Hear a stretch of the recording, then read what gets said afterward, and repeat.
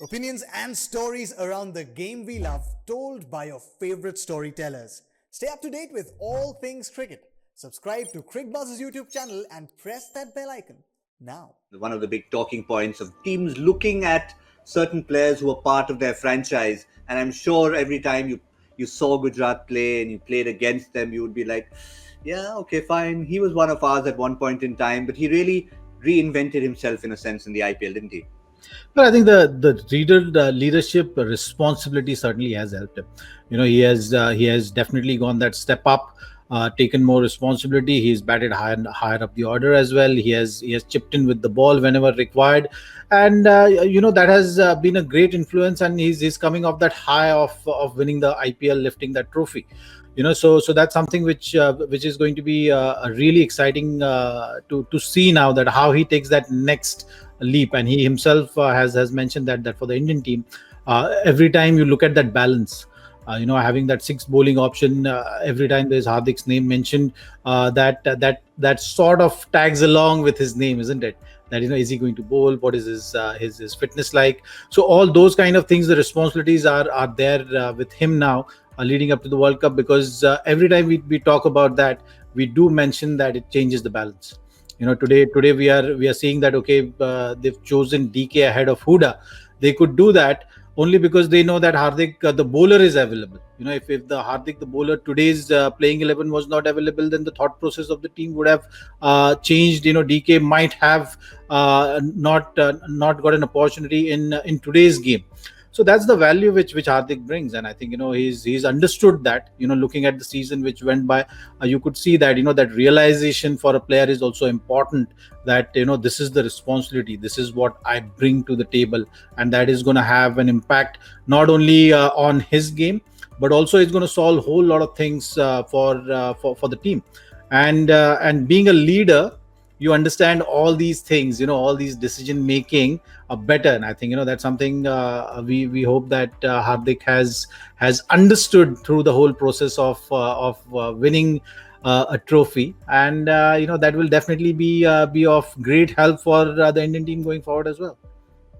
Yeah, but Hardik, the captain, or in this case the vice captain, the former captain in terms of lifting the IPL trophy, but Hardik the batsman. Now, that's the first one that we recognized, Joy, during the tournament. Of course, he bowled his 4 overs. Of course, he got up to 140. But really, it was his role pushing himself up the order, which he has admitted is going to be very different for Team India. But still, now that we talked about David Miller, what about coming closer to home? You're sitting there, you've seen the Indian 11. Is there a best position for Hardik Pandya in this 11? See, it's interesting because, yes, he's a finisher, but he's not the only designated finisher, because now that you have Dinesh Karthik in the team, your designated number 6 is probably Dinesh Karthik. Dinesh is the guy who they're expecting to finish the game at that stage. Again, remember, India is batting first, so if wickets tumble early, he might be able to, may take a different role of, holding on and playing a bit more conservative than he normally does, because Karthik is there. Karthik is also there to give a kick at the latter end of the innings, and Aksar can also swing the bat. So I don't feel he's as much an out-and-out finisher as he might have been had Dinesh Karthik not been played. I think because Huda slots in at 4 as well. So then if Huda had been in the order, you would have bet that Huda would have slotted in maybe at 4 or 5. And, between Rishabh and Huda, they would have been 4 and 5. And I think Hardik would have been 6. Now, with Dinesh Karthik batting at 6, I think that's why Hardik is batting at 5 and should be batting at 5. Of course, all this depends. If they are 115 for no loss after 12 overs or 13 overs, Hardik could walk in at 3. So none of us know what's going to happen there. But that's what I think what the batting order looks like right now. Yeah, and just taking the metaphor of playing cards that we started at the top of the show, one more step ahead. Rahul Dravid certainly likes to keep his cards close to his chest, but occasionally he gives away a little bit.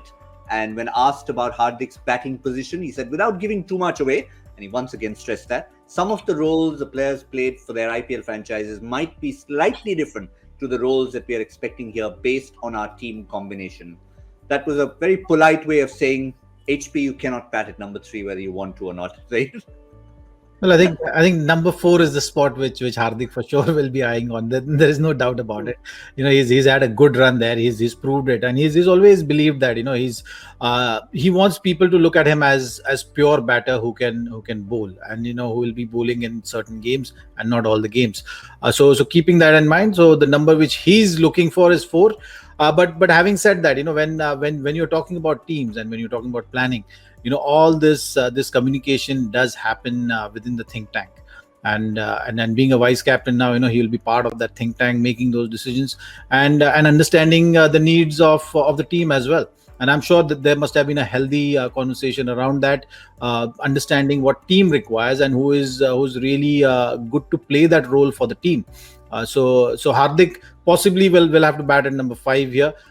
They will definitely have a tactical advantage as well, in power of Rishabh Pant and Hardik, along with Dinesh Karthik, and that is definitely going to lift the pressure of the finishing, which will give you that option of using one of them depending on which spinner is bowling. Like, you've seen the matchups, you've seen the tactics from many teams in this format, where if a left arm spinner is bowling, you want to bring in a power left-hander there, who can really take advantage of that, or squeeze some team, push them in corner tactically.